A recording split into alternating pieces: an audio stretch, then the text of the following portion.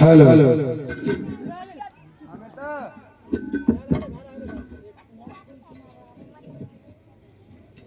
हमें बात करनी चली देखो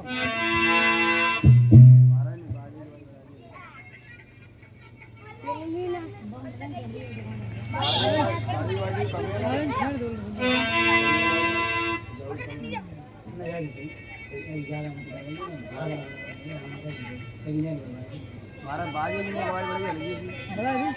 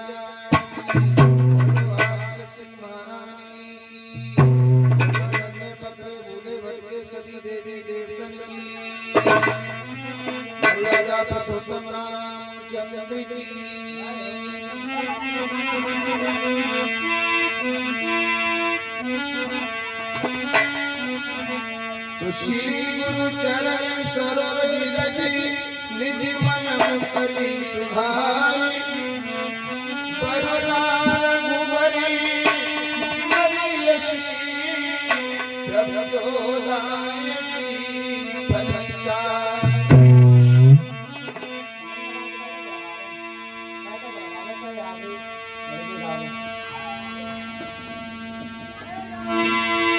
बुद्धिहीन तन जान के हम सुने पवन कुमार बल बुद्धि विद्या दीयो स्वर कलेश विकार बोलो पवन पुत्र हनुमान की। तो श्री राधा के पति तुम्हें हम नमन करे हर बार कृपा दृष्टि निक की सो मेरी नावल गई ओ बोलो राधा कृष्ण भगवान की।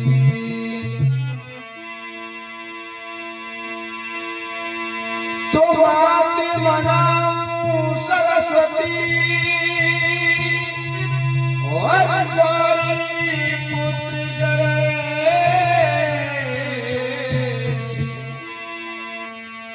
लाज रखो लाज दास की राखियो कैलाशपति महादेव।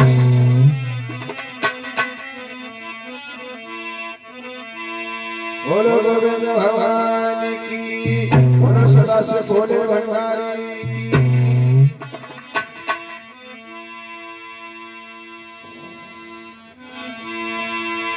ओ मैया शेर की सवारी, ओ दुर्गा शेर की सवारी, भवन के फाटक खोल दे।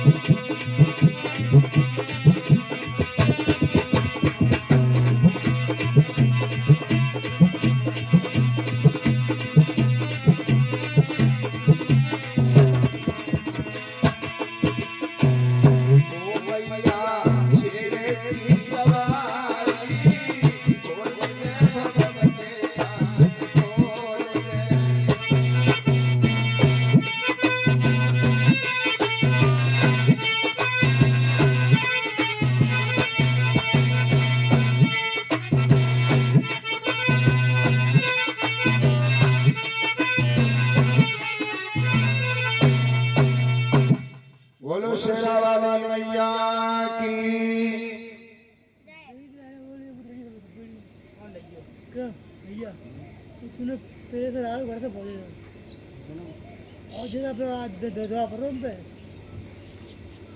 पहले जाना बात कराई थी मात्र 6 रुपये दी थी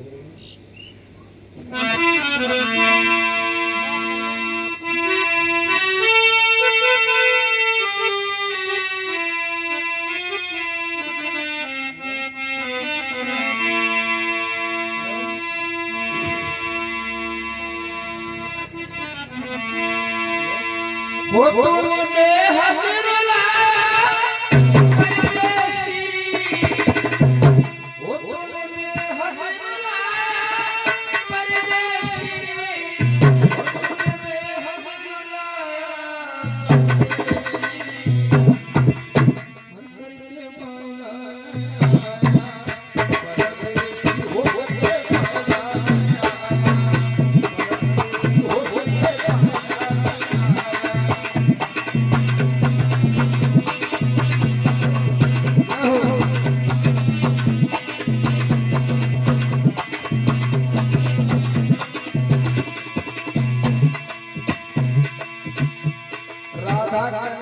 भगवान कन्हैया से कन्हैया तुम तो इतने निर्मोही हो वादा करके परसों कह के परसों हो गए लौट करके नहीं आए और बोली वो तूने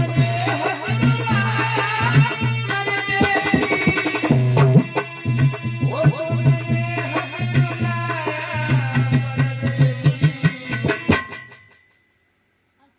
करके मांगा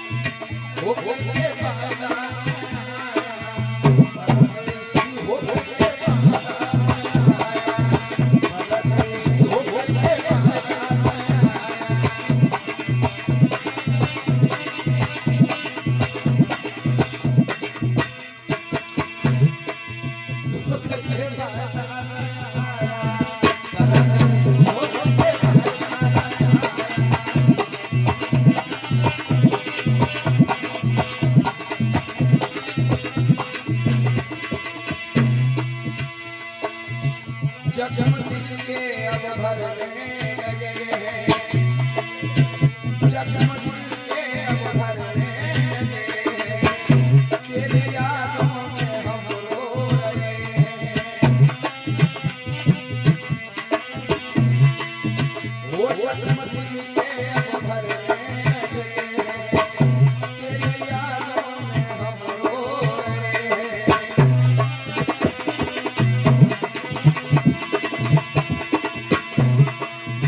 वो तूने कैसा करवाया परदेसी,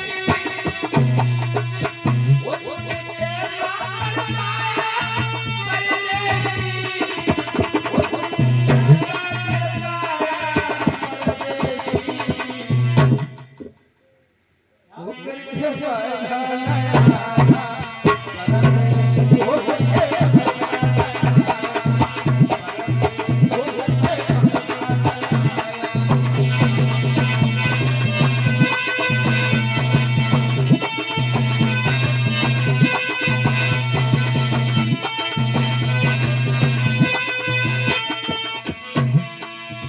हो करके बहाना परदेसी हो करके बहाना परदेसी हो करके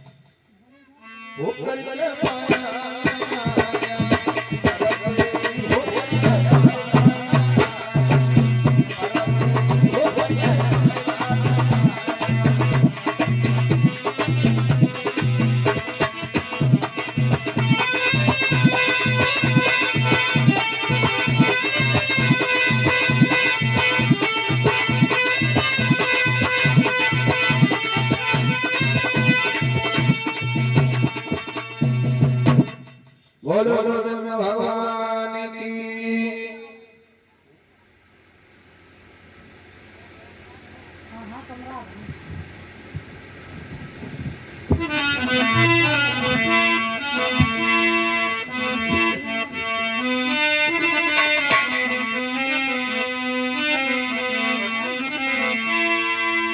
मर मिटे प्यार में तेरे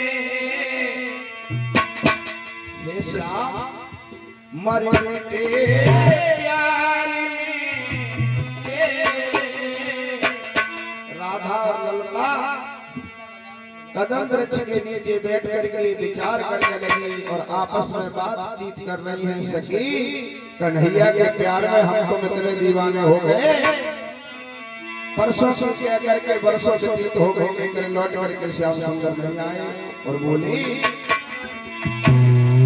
मर मिटे प्यार में तेरे कन्हैया तुम नहीं आए।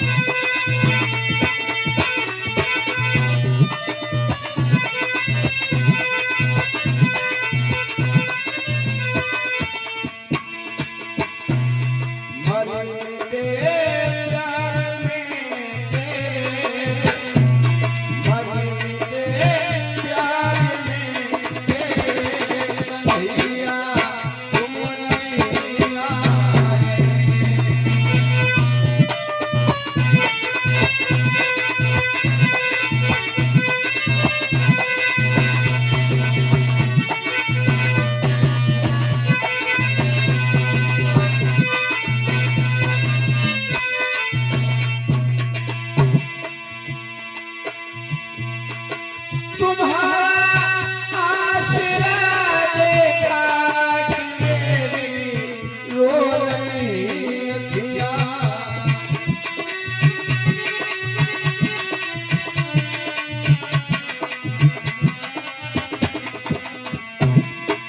तुम्हारा आसरा देखा कि मेरी रो रही अखियाँ। नगर की रोशनी कम हो, नगर की रोशनी कम हो गई, तुम नहीं यहाँ आए।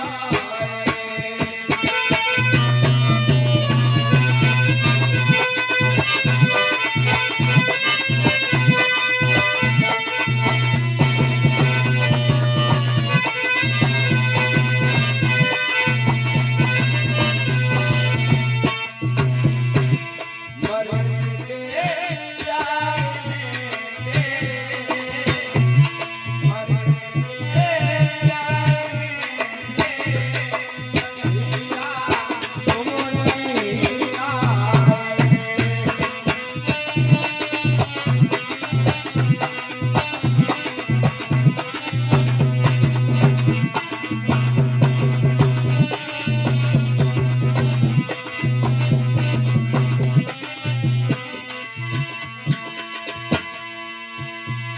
बिलखती थी गोपियाँ ही बनाती गैया बेचारी।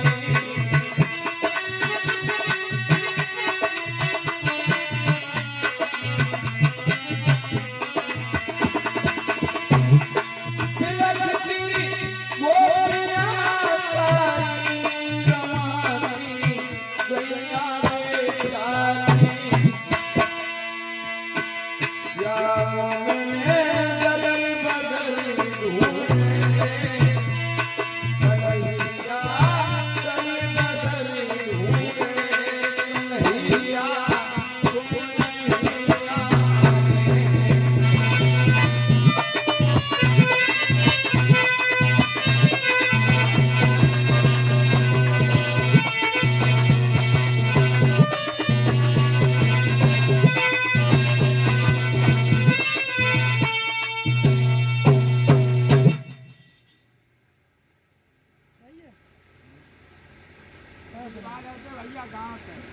महाराज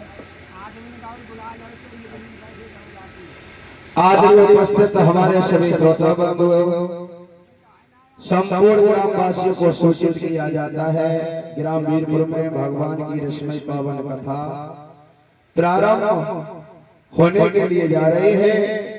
सभी माता बहनें और भाईजन वृद्धजन सभी भारी से भारी संख्या में आकर के कथा पांडाल में अपना भाग लें और अपना अपना स्थान ग्रहण करें। भगवान की रश्मि पावन कथा को श्रवण करें। महाराज परिचत भैया नवल भैया हमारी आवाज सुन रहे हो तो कथा पांडाल में आकर के अपना भाग लें, भगवान की रश्मि पावन कथा को श्रवण करें। कलशवारी बहना ये भी आकर के अपना स्थान ग्रहण करें। जो भी हो सभी से निवेदन है, सभी आकर के भगवान की रश्मि पावन कथा को श्रवण करें। बोलो बोलो भगवान की, बोलो संस्कृति भगवान की। हमने कई जगह बताओ कथा हो रही है, अब कोई हिम देखन लो को ना मालूम पड़तो है।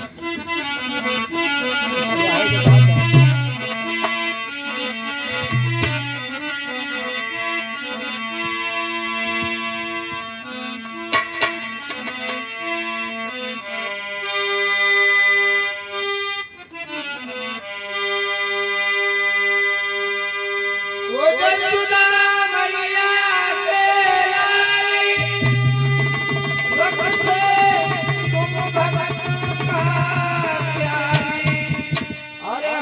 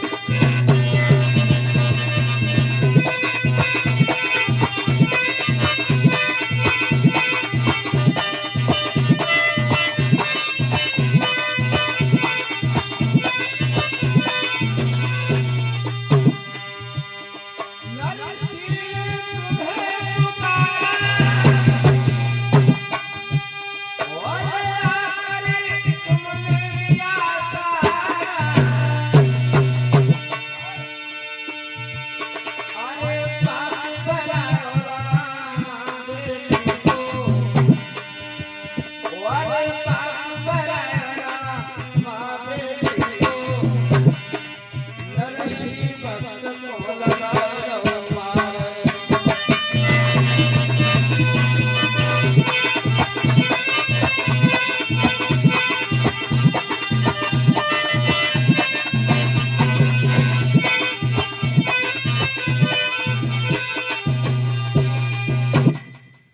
बोलो गोविंद भगवान की, बोलो सतगुरुदेव भगवान की।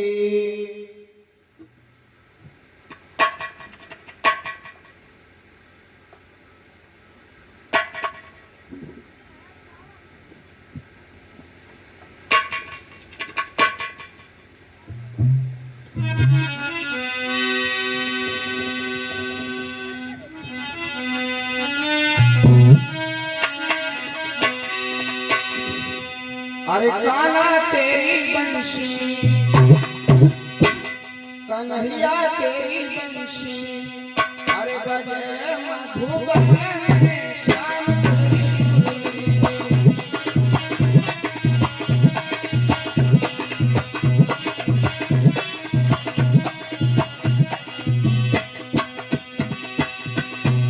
ओ छलिया तेरी बंशी,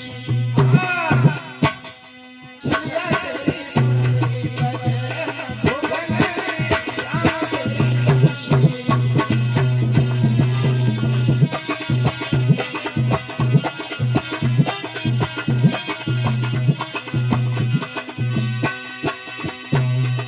ललका श्याम धुन में है मेरा श्याम धुन मेरा।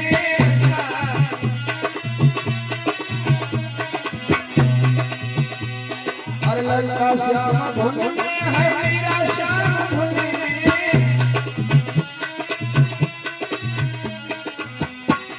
अरे गोपियाँ बस में दौड़े बंसी धुन में, गोपियाँ बस में।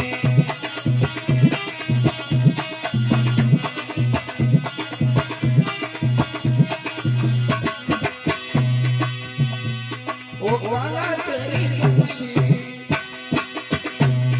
ओ श्याम तेरी मुरली, बजे मधुबन में श्याम तेरी बंशी।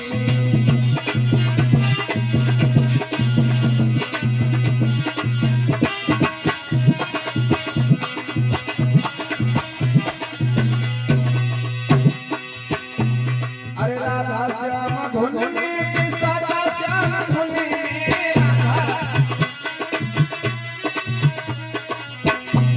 और राधा श्याम धुन में, सादा श्याम धुन में।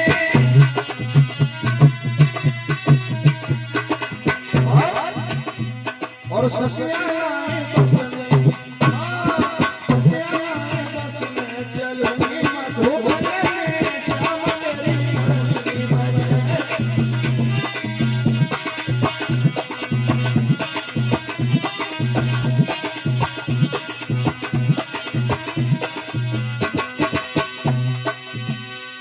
ओ काला तेरी बंशी, बजे मधुबन में श्याम तेरी मुरली।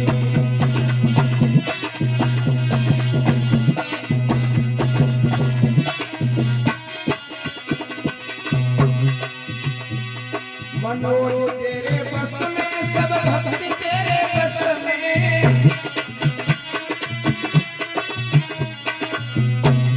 मनोज तेरे बस में, सब भक्त तेरे बस में।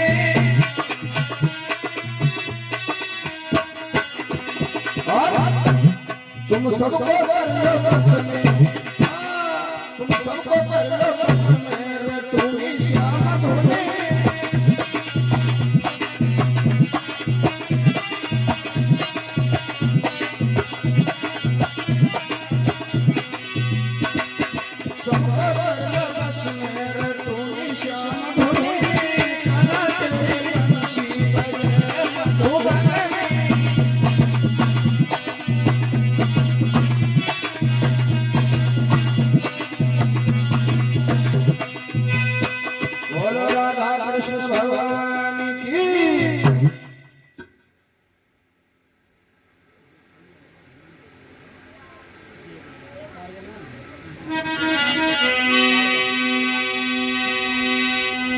अरे मेरे सिर पे चुनरिया ज्ञान की, मेरे सिर पे चुनरिया ज्ञान की।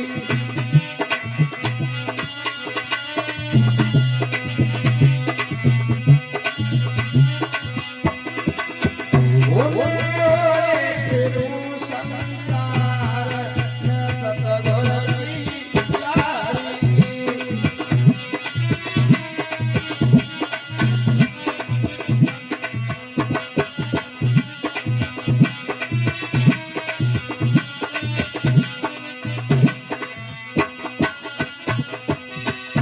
मेरे सिर पे चुनरिया ज्ञान की, मेरे सिर पे चुनरिया ज्ञान की।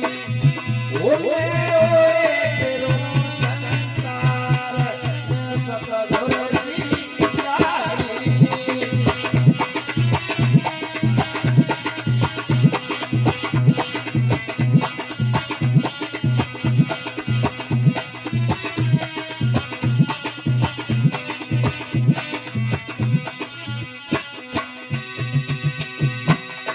और भला आरे चुनरी ओर में बात गई।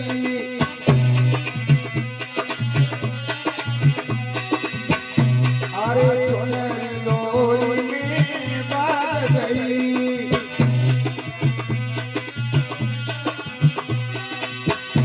मोई बाउलन ने गुरुदेव ने सतगुर की लारी।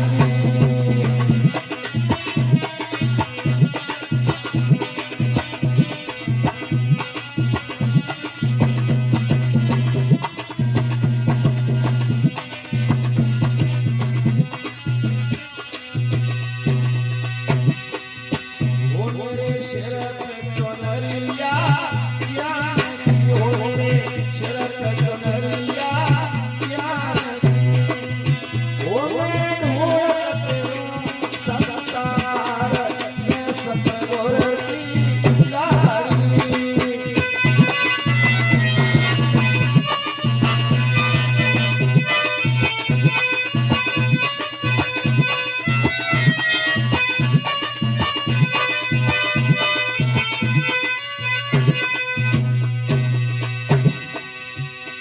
आरे चुनरी ओर तालन गई, गुइया चुनरी ओर तालन गई।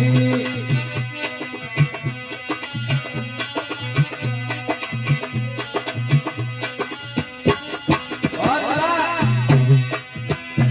मोई वहान मिलने गुरुदेव ने सतगुर की लारी।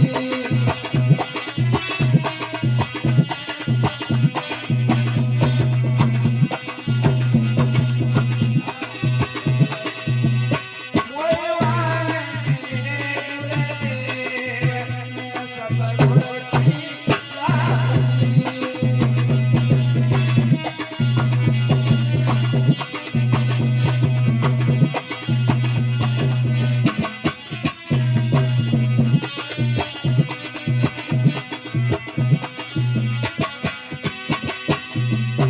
और चुनरी ओर कुआं बन गई। मैं तो चुनरी ओर कुआं बन गई।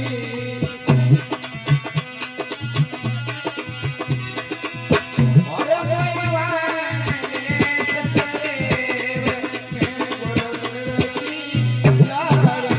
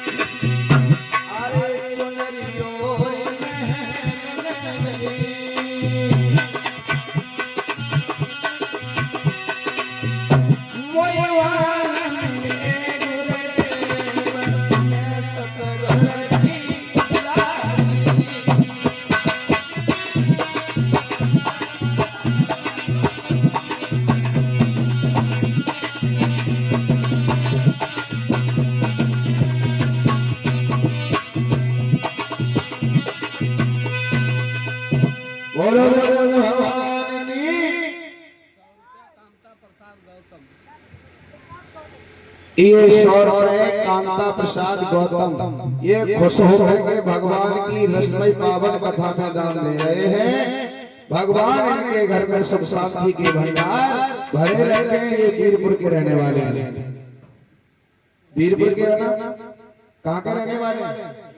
ठीक है, वीरपुर के रहने वाले। बोलो बोलो भगवान की।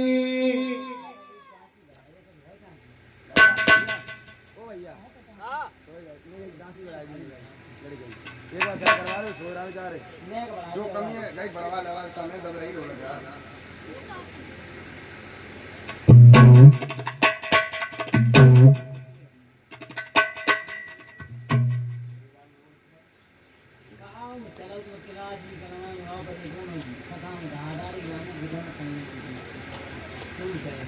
तो एक कीर्तन बोलते हैं चेतावनी, उसके बाद कथा में प्रवेश होते हैं महाराज का इच्छा। और भीड़ तो आज कम है क्योंकि आज करवा चौथ है, इसलिए लोग कम आ रहे हैं। व्रत में बैठा ही नहीं जाएगा, आएंगे कहाँ से? तो कोई बात नहीं है, हमें तो कथा कहनी है। महाराज परीक्षा तो नवलदेव मैया है, वे तो आई नहीं आई, उन्हें तो आना ही पड़ेगा। और कन्या कलश वाली कन्या आवाज सुन रही हूँ, वो आकर के बैठ जाए। और वैसे सबसे ही अनुरोध सभी आए।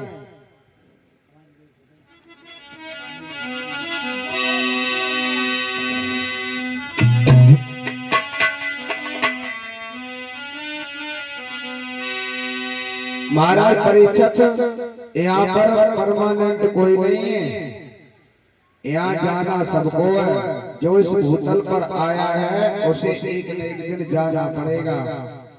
राजा महाराजा ऋषि मुनि तपेश्वरी विद्वान पागल यहाँ कोई नहीं रहा। काल जो है ना, काल किसी को नहीं छोड़ता, चाहे तुम पागल हो या होशियार। समय पर इसका निर्धारित समय है, उसी समय पर काल आता है।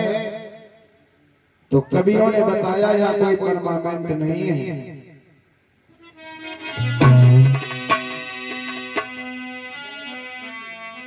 जगत में कोई न परमानेंट, जगत में कोई न परमानेंट।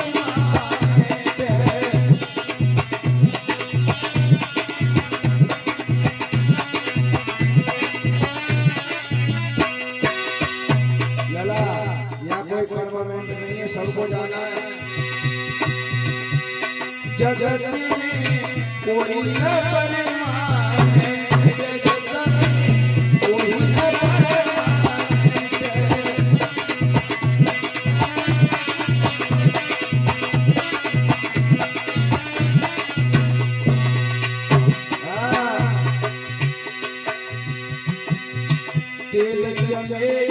और कोई सामने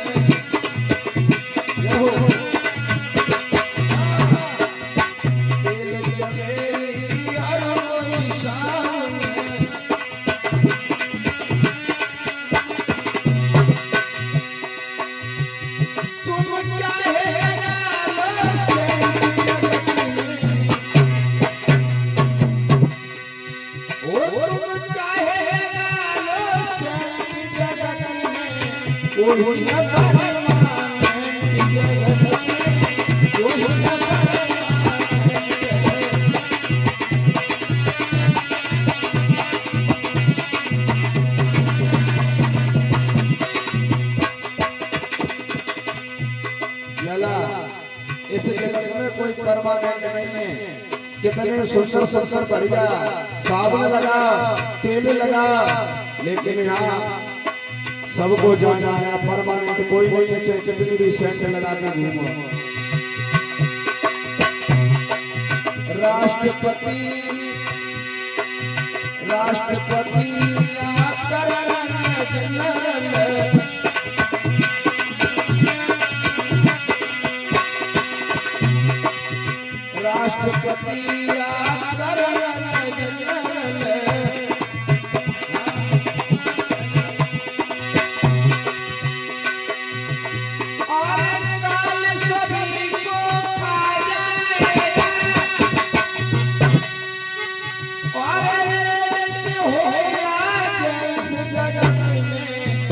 कोई न परमाने जगत में कोई न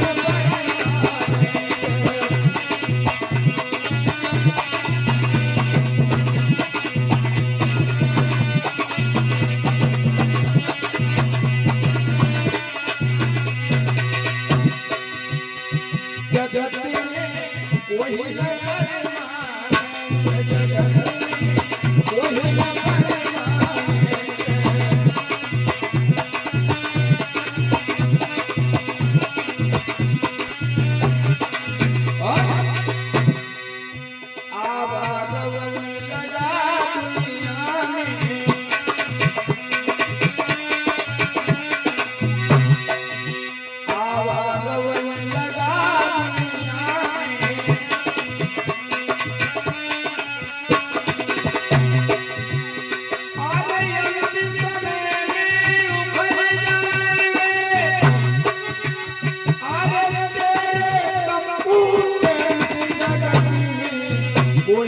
परमाने जगत में कोई न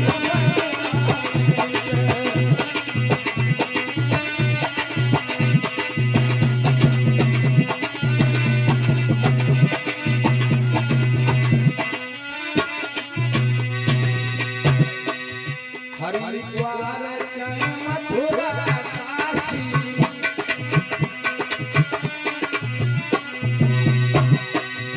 हरिद्वार चाहे मथुरा काशी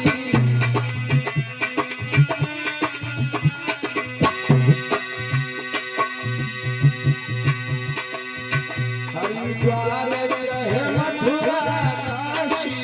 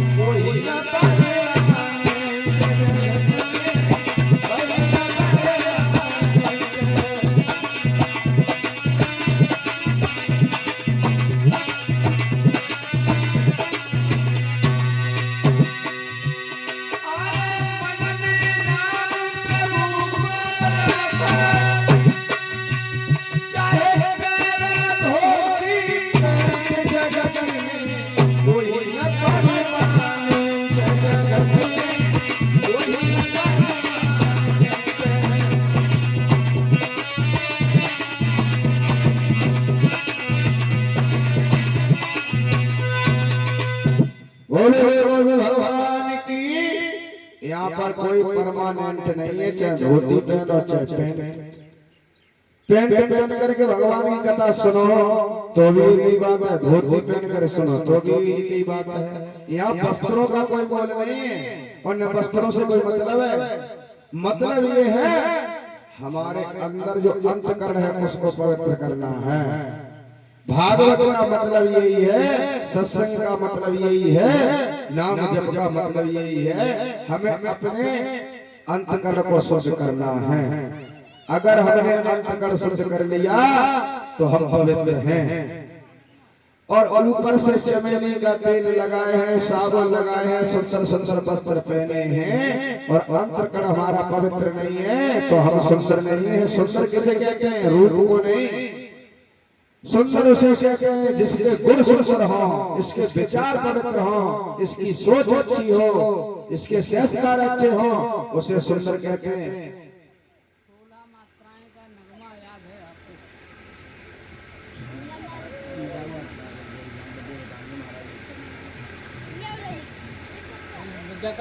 और है शास्त्री जी जो बताया।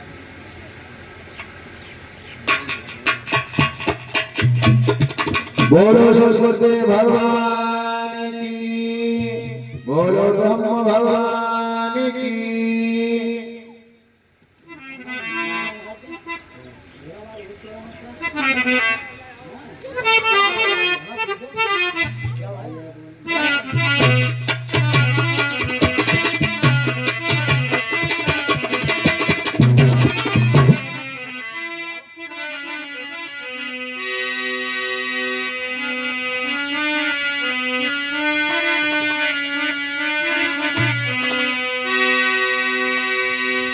अरे जसोदा के लला मेरे यशोदा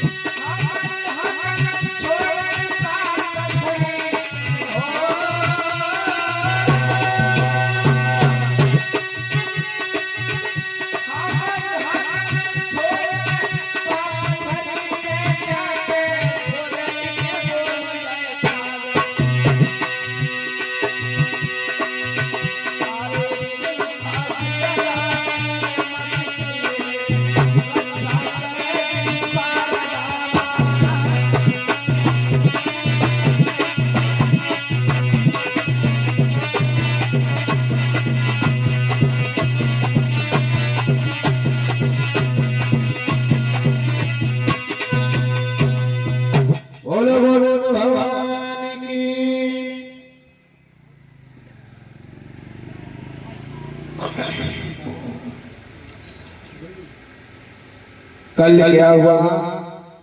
कल हमने आपके सामने सभी भक्तों के सामने ध्रुव चरित्र सुनाया था।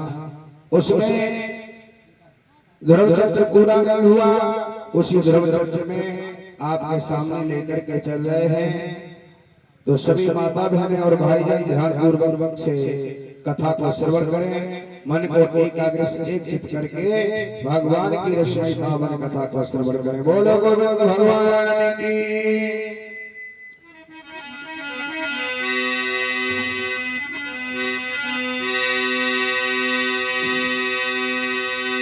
जिसने की गुरु की संगति और वो ज्ञान लड़ाई और पतिव्रता कैसी होती है बद चलन लुगाई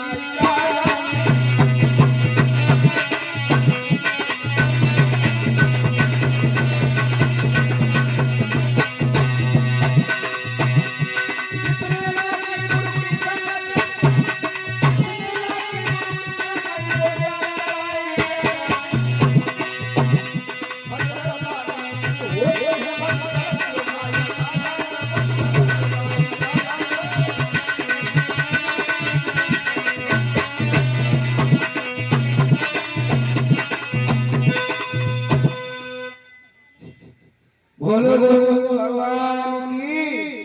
अब क्या हुआ? ये बात किसने की है?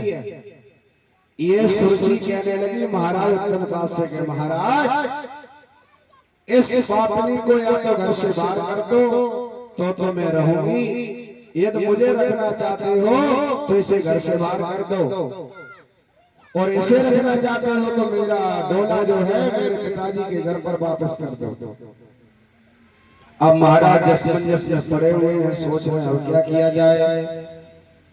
विचार करने लगे, चिंतित होकर के बैठे हैं। महाराज हुआ क्या लला?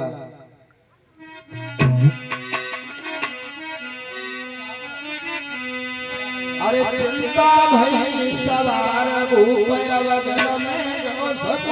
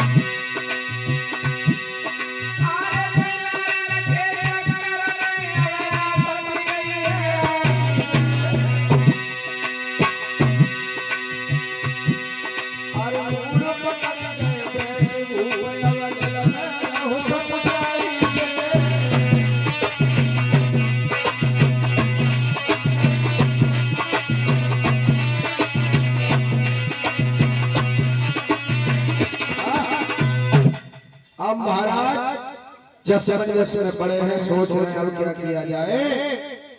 सुनीति से कहने लगे, हमने तुमसे कितने बार मना किया था तुम हमारी दूसरी शादी नहीं कराओ, लेकिन तुमने हमारी एक भी बात को नहीं माना।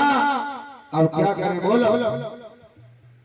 सुनीति कहने लगी, महाराज इसमें तुम्हारा कोई कसूर नहीं है, तुम्हारा कोई दोष नहीं है, दोषी तो मैं हूँ, क्योंकि मैंने तुम्हारा दूसरा विवाह कराया।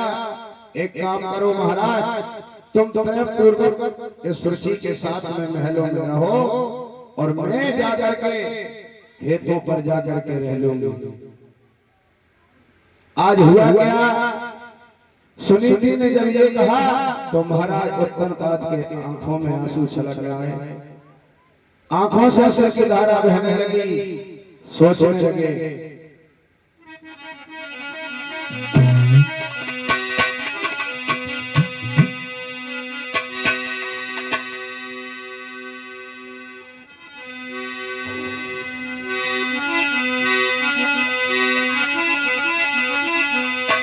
आँखों में आंसू भर आए, घर से महारानी चली।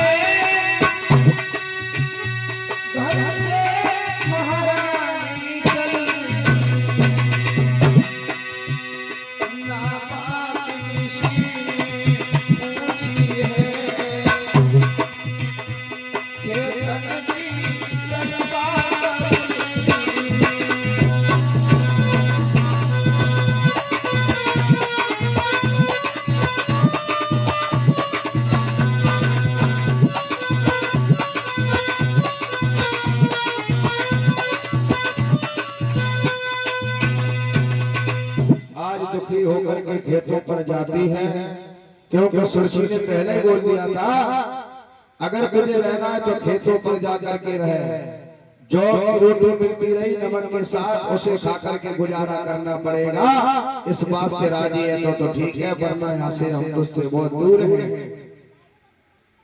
तो सुरची खेतों पर जाकर के झोंपड़ी डाल करके टूटी हुई चारपाई पर रहने लगी, जो की रोटी नमक के साथ खा करके गुजारा करने लगी। धीरे धीरे समय व्यतीत होता है मेरे भक्तों, टूटी हुई चारपाई पर पड़ी है और इधर छोटी रानी सुरची महलों में दासियों के साथ आनंद बहार ले रही है। तो एक दिन सुनीति के अंदर विचार आया, टूटी हुई चारपाई पर पड़ी हुई आधी रात का समय था, अर्ध निशा में विचार करने लगी। क्या विचार कर रही है सुनीति?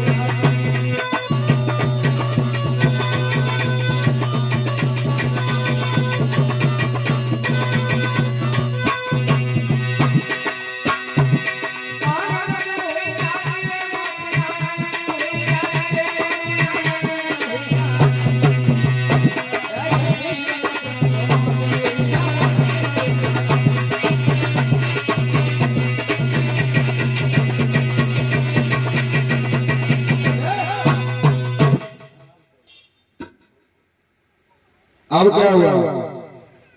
सुनीति विचार करने लगी, टूटी हुई चारपाई पर लेटी हुई, मैं यहाँ पर झोंपड़ी में पड़ी रहती हूँ और छोटी रानी दासियों के साथ में आनंद बहार ले रही है, ऐसा जीवन जीने से क्या फायदा?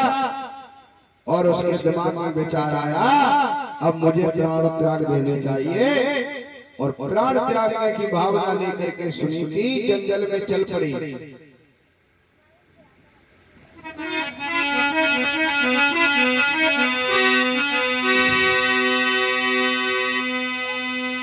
आरे जंगल में सुनीति चली, न पलकी देर लगाई है।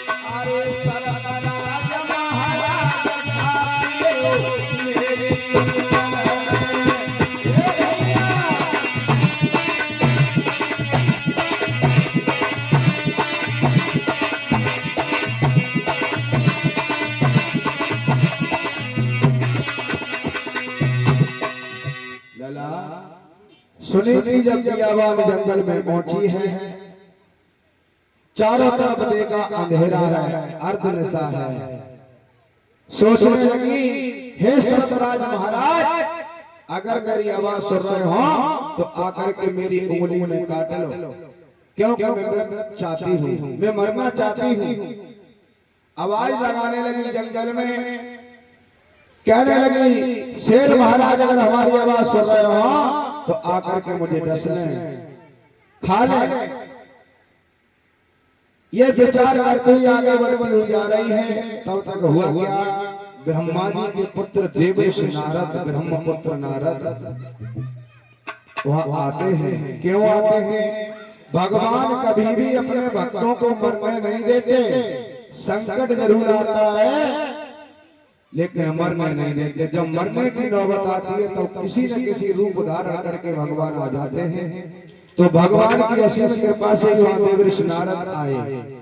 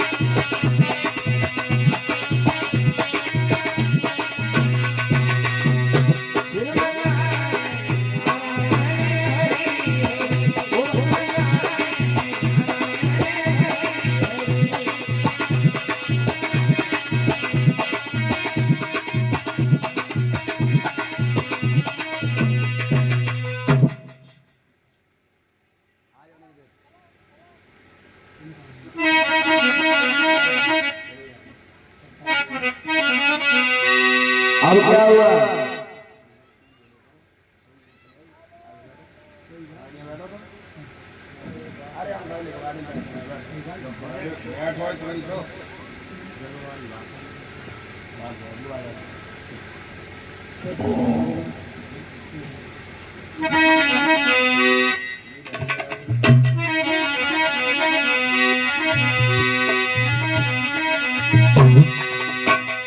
क्या?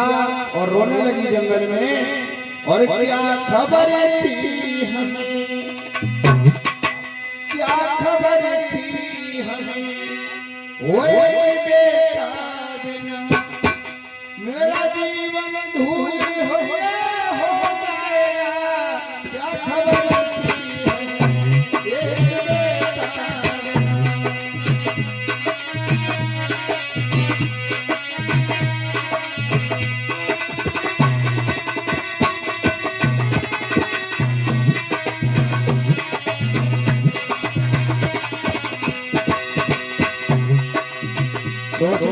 सुनी थी। मुझे क्या मालूम था एक पुत्र के प्राप्त करने के लिए मुझे इतना कष्ट मिलेगा। क्या खबर थी हमें, एक बेटा बिना ये मेरा जीवन धूलिए हो जाएगा। क्या खबर थी हमें,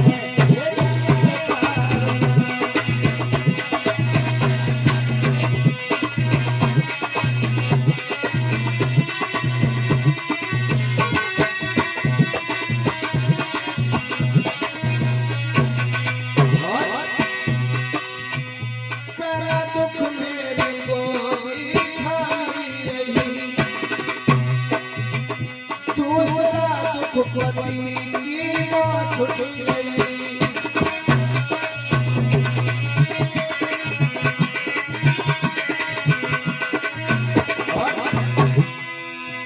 तीसरा दुख ये किस्मत कहाँ ले गई।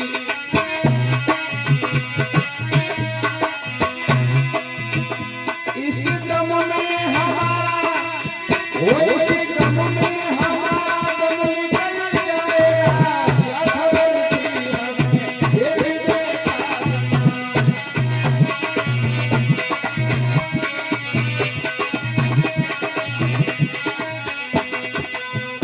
सोचने लगी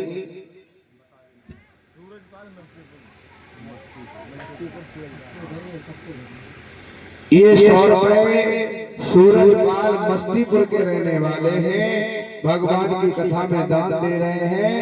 मैं भैया के लिए भगवान से यही प्रार्थना करूंगा, हे भगवान भैया के घर में धन के भंडार भरते रहना, जो इनके हाथ हमेशा धर्म के लिए आगे बढ़ते रहे। बोलो बोलो भगवान की, बोलो सतगुरुदेव भगवान की, बोलो परीक्षित महाराज की।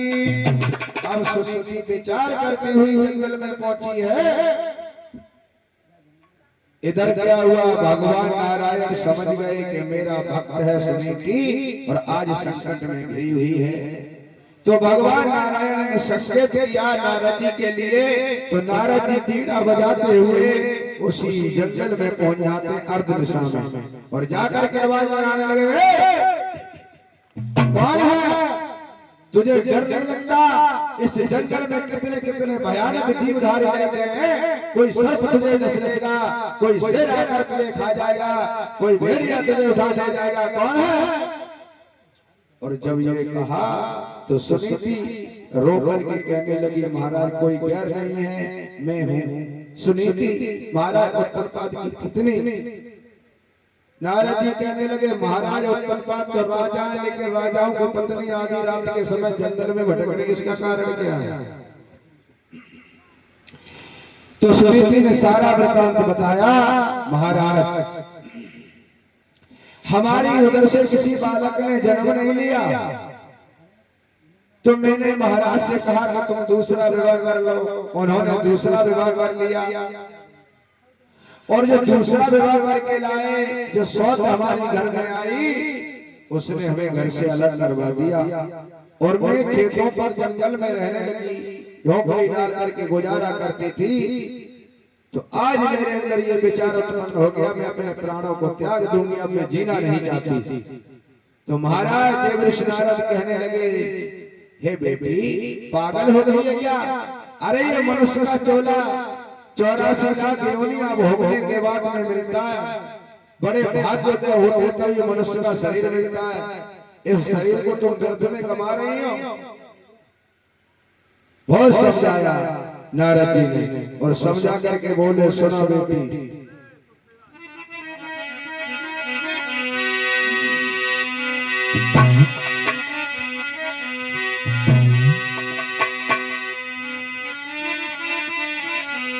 अरे गोदी में कुमार जाए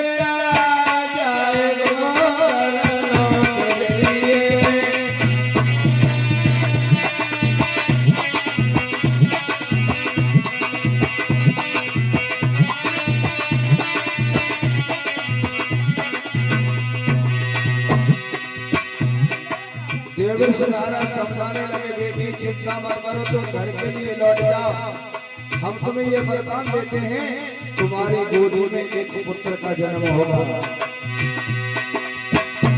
गोदी में ललाए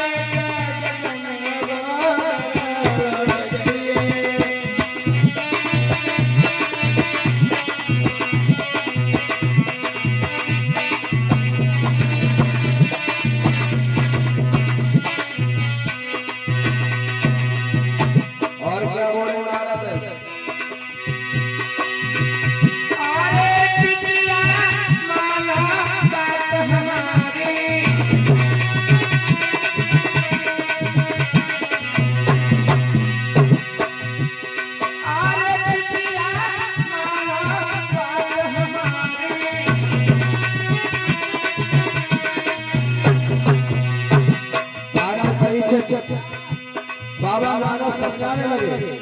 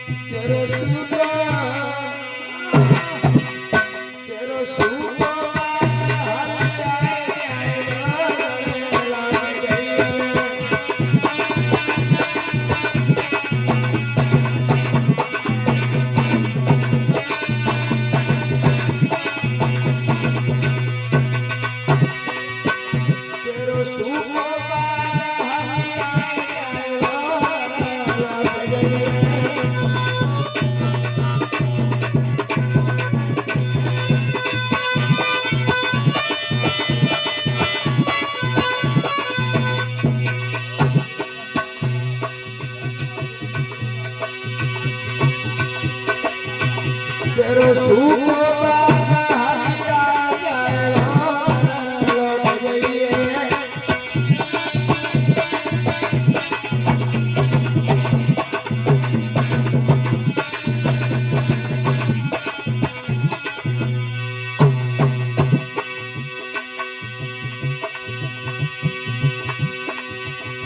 नारद समझावे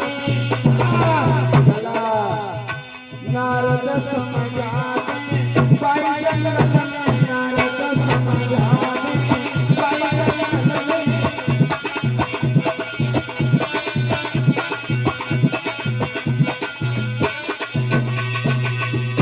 अरे पाई जंगल में हमारे जंगल में नारद समझावे पाई जंगल में नारद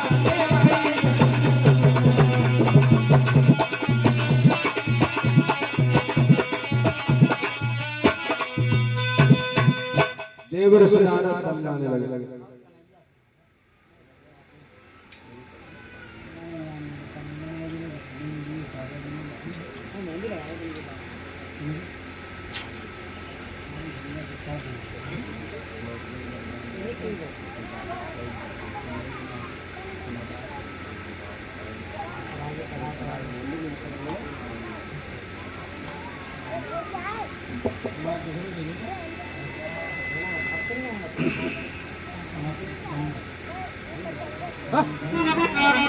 एक भगवान का दो लालों का कीर्तन कथा चली रही है।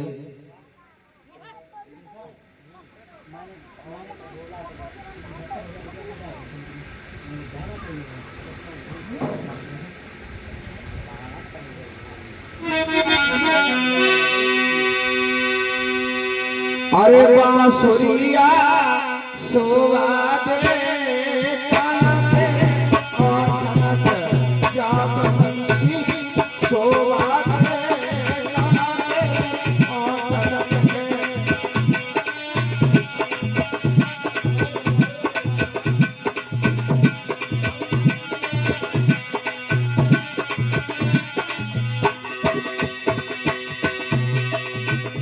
जा मोरी सोवा दे कन्हैया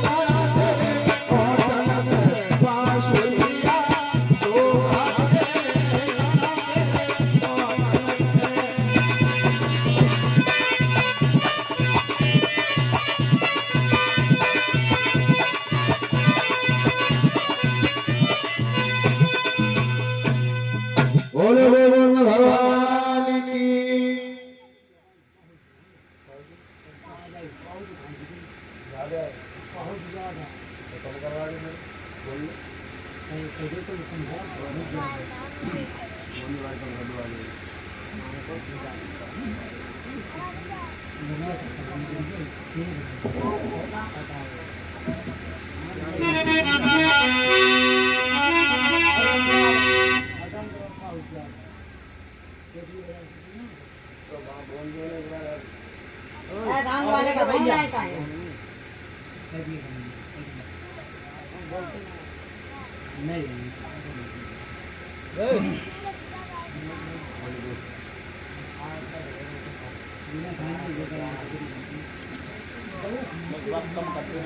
हारमोनी का भाई थोड़ी कम लगी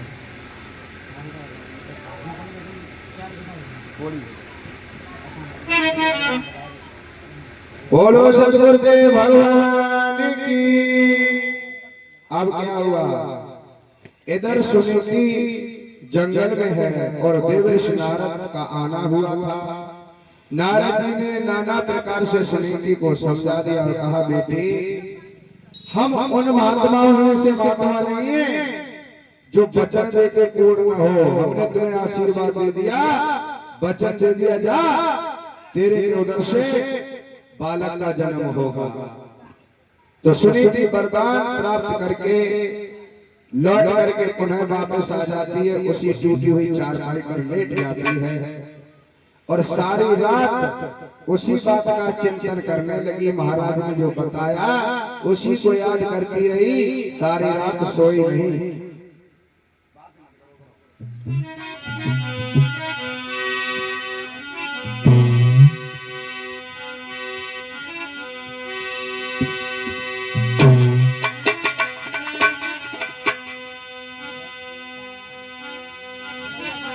अरे सवई रात गई बीती, रात को नींद नहीं आई।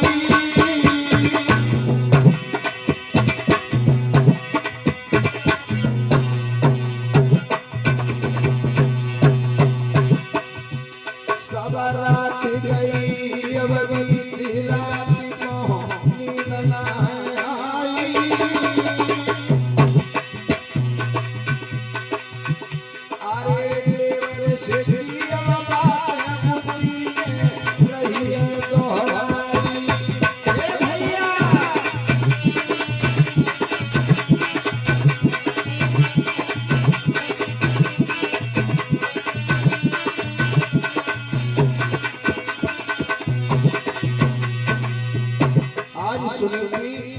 सारी रात सोई नहीं, बाबा नारद की बातों को सारी रात चिंतन करती रही, याद करती रही।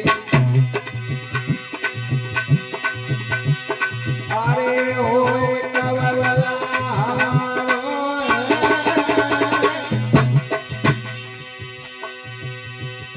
अरे हो कवलला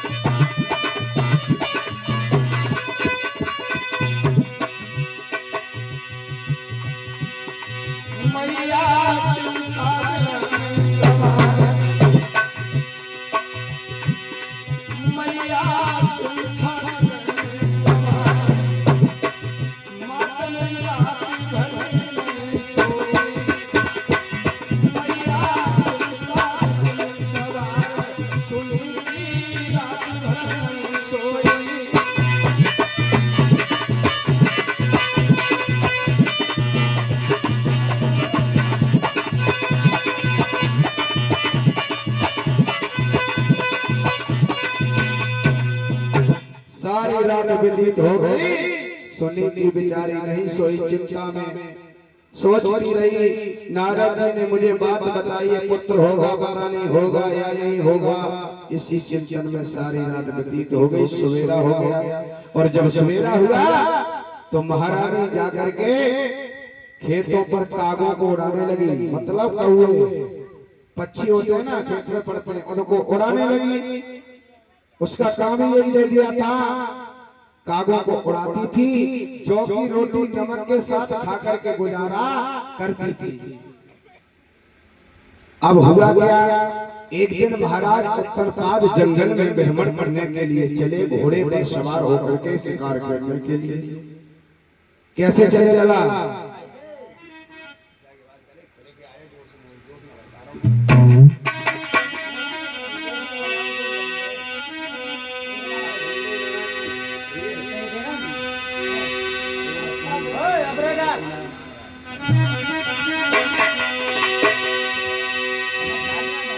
अरे घोड़ा पे गया सवार भूपन पलकी लललाई।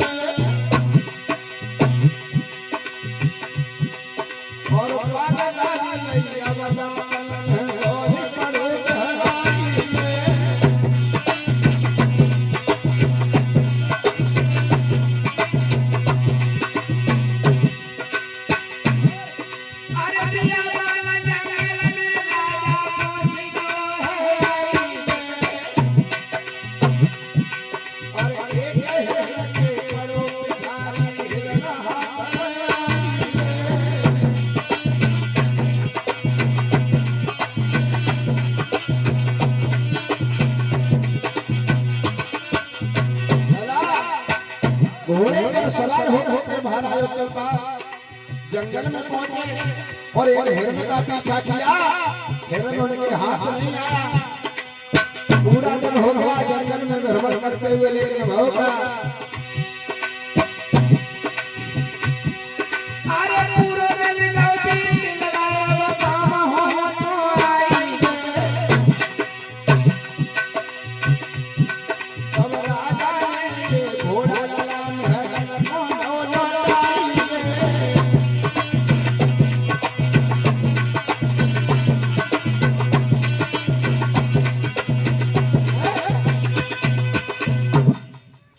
सुबह से लेकर शाम हो गई, लेकिन हिरण का पीछा किया, हिरण को पकड़ नहीं पाए। और जब नहीं पकड़ पाए तो लौट करके पुनः महलों में आए। और जब महलों में आए तो रात के 12 बज गए महाराज परीक्षा। अब 12 बजे हुआ क्या, सुरुचि जो थी सो गई और महाराज गेट पर आवाज लगाने लगे।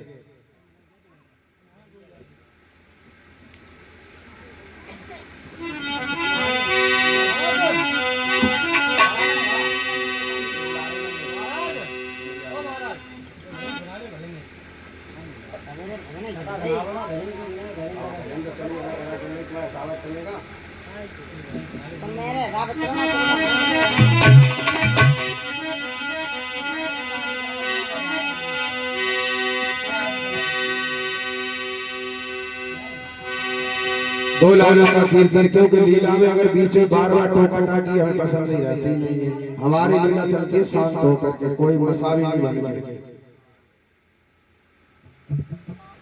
तुम्हारा यहाँ का रूल मेरी समझ में बहुत कम आया है, पहली बार आया होगा।